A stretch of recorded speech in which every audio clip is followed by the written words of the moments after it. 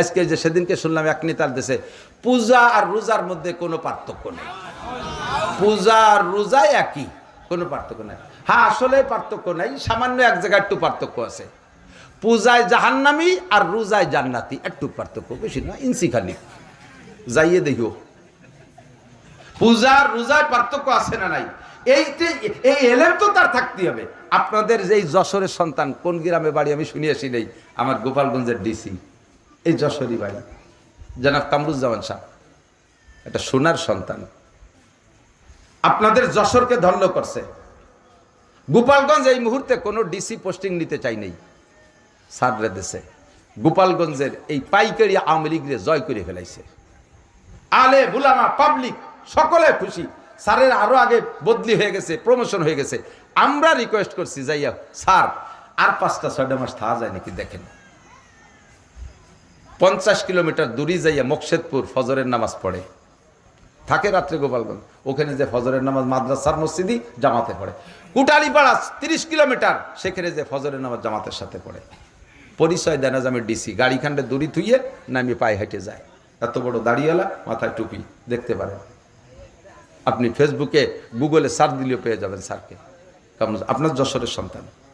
সেদিনকে আমাদের গোপালগঞ্জের বড় সিনিয়র 4 অফিসার, দায়রা জজ সাহেব, এসপি সাহেব আর চিফ জুডিশিয়াল ম্যাজিস্ট্রেট, এই 3 জনরে স্যারের বাসায় দাওয়াত দিয়েছে। আর আমরা 10 জন আলেমরে দাওয়াত দিয়েছে গোপালগঞ্জের ভিতরে, ওনার চয়েসের 10 জনরে।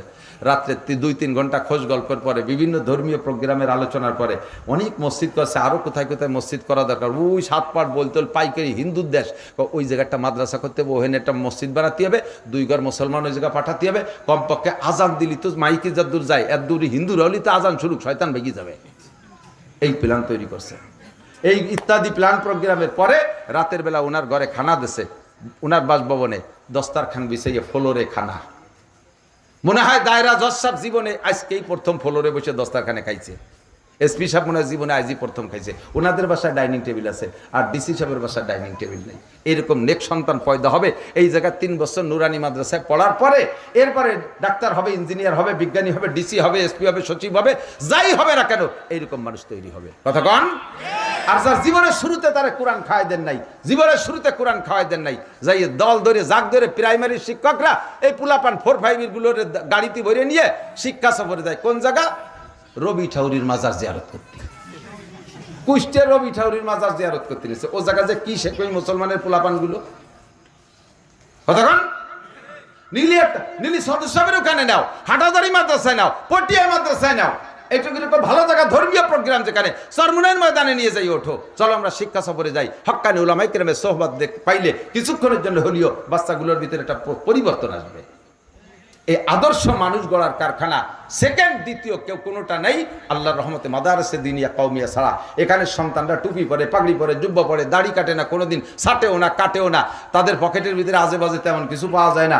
আল্লাহর রহমতে শরীয়ত, তাহাজ্জুদ পড়ে, শেষ রাত্রে উঠে তাহাজ্জুদের নামাজ পড়ে, ইশরা কাবিন পড়ে, সূরা ইয়াসিন তিলাওয়াত করে, 24 ঘন্টা কোরআনে কারীম তিলাওয়াত করতে তাহলে থাকে। যেই গ্রামের ভিতরে এরকম একটা কোরআন তিলাওয়াতের প্রতিষ্ঠান থাকে, ওই গ্রামের উপরে পুরো এলাকা জুড়ে আল্লাহর রহমত অবিরাম নাজিল হইতে থাকে। আপনারা আমরা দিন ভরে পরিশ্রম করে নাকে তেল দিয়ে ঘুমাই যাব, আর এই কোরআনের পাখিরা রাত 11টা পর্যন্ত পড়বে, আবার শেষ রাত্রে উঠে তিলাওয়াত করবে। যে সময় আপনি ঘুমিয়ে আছেন, আল্লাহ পাক ডাকতেছে, কার কি লাগবে বলো, আপনি তা না বলে ঘুমাই রয়েছেন। আপনার পক্ষ থেকে তালবে আলিমরা কয়, আল্লাহ ইন আগে ভাত খাই আমরা পড়তেছি, ইনরা চাল ডাল দিয়েছে, উনাকে তো দিন ভরে খাইটি পিঠে কষ্ট হয়ে গেছিল, ঘুমাই রয়েছে, উনাকে যা যা লাগবে তা আমরা করছি, একটু শোনো। এই তালবে আলিমরা আপনাদের পক্ষ থেকে আল্লাহকে জানায় দেয়, আর আল্লাহ পাক সেই ওসিলায় ওই এলাকায় আযাব, গজব, বালা, মুসিবত, ঝড় তুফান, বড় ধরনের কোনো মহামারী মাদ্রাসাওয়ালা এলাকায় আসে না। বহুত হাজার হাজার প্রমাণ আছে, হাজার হাজার প্রমাণ আছে যে এলাকায় কওমি মাদ্রাসা আছে, কোরআন তিলাওয়াত হয়, হেফজখানা আছে, ওই এলাকায় এই জাতীয় বড় ঝড় তুফান, বন্যা প্লাবনও খুব একটা হয় না আল্লাহর রহমতে। এর ওসিলায় কাজে এই প্রতিষ্ঠানের দরকার আছে না নাই? একটু বলেন আছে? কারা কারা পক্ষে একটু আল্লাহকে হাত দেখাবেন? যারা হাত দেখাবেন না বুঝবো যে তারা বিপক্ষের লোক, মোদির দলের লোক। আল্লাহ কবুল করুক। বিপক্ষের লোক আমি বাছাই করে ফেলতে পারবো। মোনাজাতের আগে যারা আটা দেবে বুঝবো যে ওই কজন বিপক্ষের লোক। আটা দিলে আমি দেখে দেবো যে ওই যে ট্যাম্পের দলের একজন যায়, ওই যে নেতা, ওই যে মোদির দলের লোক যায়, ডাইয়ে দেওয়া সারা বছর খেপাবে ওই কজন। সবাই খেপাবেন তারে, কিছু না দিলেও বসে থাকবেন। সবচাইতে দুনিয়ার সবচাইতে দামি ঘর, শ্রেষ্ঠ ঘর আল্লাহর ঘর মসজিদ, ঠিক না? ইন্না আউয়ালা বাইতি উদিয়া লিন্নাস লাল্লাযী বিবাক্কাতা মুবারাকা হুদাল লিল আলামিন। আল্লাহ তাআলা জগতে সর্বপ্রথম ঘর, সংসদ ভবন বানানোর আগে, সারা দুনিয়ার মানুষের জন্য কোনো ঘর বানানোর আগে আদম আলাইহিস সালামরে দুনিয়ায় পাঠাইছে। তার এখন ঘরের দরকার হবে না? সে ঘরও আল্লাহ বানাই নেই। আদমরে দুনিয়ায় পাঠানোর 50,000 বছর আগে আল্লাহ কাবা ঘর তৈরি করছে ফেরেশতার মাধ্যমে। কাবা ঘর বানানোর 40 বছর পরে আল্লাহ ফেরেশতার মাধ্যমে বাইতুল মুকাদ্দাস বানাইছে, যেটা ইসরাইল জেরুজালেম দখল করে রাখছে জালেমরা। আল্লাহ এরপরে কাবা ঘরের ব্রাঞ্চ অফিস, সারা পৃথিবী যত মসজিদ আছে কাবা ঘর হেড অফিস। এই ব্রাঞ্চ অফিসগুলো সবগুলোর মাথা কাবার দিক, পশ্চিম দিক না, কাবার দিক। কোন দিক? আমি সব দিক ফিরে নামাজ পড়ছি, পশ্চিম দিক, পূব দিক, উত্তর দিক, কোনাকুনি দিক, সব দিক ফিরে নামাজ পড়ছি। কারণ কাবার চত্বরে যে নামাজ পড়ছি, যেখানে জায়গা পাইছি সেখানে কোনোদিন কোনাকুনি দিক, কোনোদিন উত্তর দিক, কোনোদিন দক্ষিণ দিক ইত্যাদি ঘুরিয়ে ঘুরিয়ে নামাজ পড়ছি। জেদ্দায় যে নামাজ পড়তে হয় পূর্ব দিক, মদিনায় যে নামাজ পড়তে হয় দক্ষিণ দিক, আর মক্কা কাবা ঘরের দক্ষিণ পাশে গেলে ভর্তি হয় উত্তর দিক ফিরে। আর আমরা তো এই পাশে পশ্চিম দিক পড়ি। তাহলে উদ্দেশ্য হলো কাবা। উদ্দেশ্য কি? কাবা, কেবলা। আর এই কেবলার দিকে সমস্ত মসজিদে দুনিয়ার যে মসজিদের সাথে যার সম্পর্ক থাকবে, ওই মসজিদে কিয়ামতে মুসল্লিদেরকে সম্পর্ক আলাকে কাবা ঘরের কাছে পৌঁছে দেবে। আর কাবা ঘর আল্লাহর আরশ বরাবর, কাবা ঘরের কাছে যারা যাইতে পারবে তাদেরকে কাবা ঘর সুপারিশ করে বাইতুল মামুর ফেরেশতাদের মসজিদ আছে 7 আসমানের উপরে, ওখানে পৌঁছায় দেবে। ফেরেশতাদের মসজিদের ওখান থেকে তাদেরকে সিদরাতুল মুনতার কাছে পৌঁছায় দেবে। সিদরাতুল মুনতার কাছে যারা যাবে তারা আল্লাহ পাকের আরশের নিচে জায়গা পেয়ে যাবে। তো কাজেই আমরা আমাদের মাদ্রাসার মসজিদ, এটার জন্য কোনো মহল্লা নাই। আমি তো দেখতে সুযোগ পাইনি, দিনই বেলা আসেনি, রাত হয়েছে, শুনছি বিশাল ফাঁকা জায়গার ভিতরে মাদ্রাসা, চতুর্দিক দিয়ে মাঠ, চতুর্দিক দিয়ে খেত খামার। এই জায়গা মাদ্রাসা হওয়াটা খুবই কঠিন ব্যাপার। আল্লাহ পাক করলে কোনো কঠিন না, হয়েই গেছে। এখন এদের নিজস্ব কোনো মহল্লা নাই, মাদ্রাসার ছাত্ররা এখানে নামাজ পড়বে। আপনারা দূর দারাজ থেকে যে যেখান থেকে আসছেন আল্লাহর ঘর মসজিদের খেদমতের জন্য, আল্লাহর ঘর মসজিদের খেদমতের জন্য আজকে এখনই না, আপনি একটু নিয়ত করেন। এই যে পিলারগুলো দাঁড়ায় রয়েছে, ওর গায়ে কি বলে ওয়াল দিতে হবে, উপরে ছাদ দিতে হবে, পিকেট লাগবে, ইট লাগবে, রড লাগবে, সিমেন্ট লাগবে, বালি লাগবে। আমার মাদ্রাসা মসজিদের কাজ অর্ধেকখানিক করছি সেদিন, 3000 স্কোয়ার ফিটে অর্ধেক হয়েছে, বাকিটা সামনে রয়ে গেছে।